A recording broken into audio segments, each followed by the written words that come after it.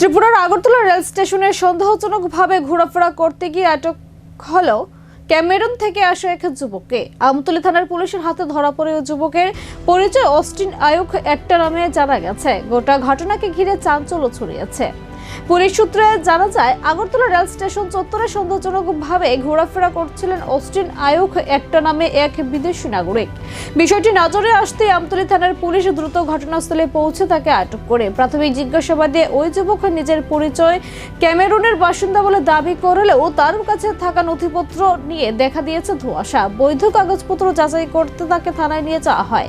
ঘটনার পর থেকে নিরাপত্তা ব্যবস্থা আরো জোরদার করা হয়েছে রেল স্টেশন চত্বরে। পুলিশ জানিয়েছে, গোটা বিষয়টি খতিয়ে দেখা হচ্ছে এবং প্রয়োজনীয় আইনি পদক্ষেপ নেওয়া হবে। এই ঘটনাকে কেন্দ্র করে প্রশ্ন উঠছে নিরাপত্তা ব্যবস্থা নিয়ে। বিদেশি নাগরিকের উপস্থিতি এবং নথিপত্রের বৈধতা নিয়ে তদন্ত চালিয়ে যাচ্ছে পুলিশ।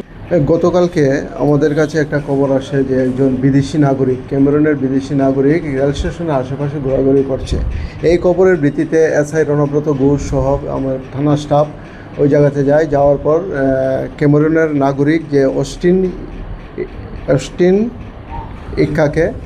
ইকাকে আটক করে এবং জিজ্ঞাসাবাদে জানতে পারি যে তার বাড়ি ক্যামেরুন এলাকাতে, ক্যামেরুন দেশে, কান্ট্রিতে, কিন্তু সে কোনো বৈধ কোনো কাগজপত্র ছাড়াই ইন্ডিয়াতে প্রবেশ করেছে।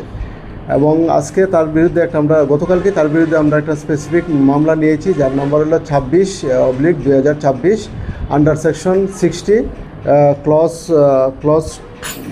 2 clause 1 and 143 clause 2 of BNS এবং 21/23 of immigration and foreigner act অনুযায়ী আমরা একটা নির্দিষ্ট মামলা নিয়েছি।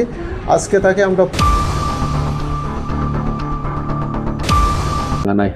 जों जतन साइमाने चिनिति प्रासानि रुल खाइजाक करिनि बागै टैक्सेसन अंथो निनि जेकुनु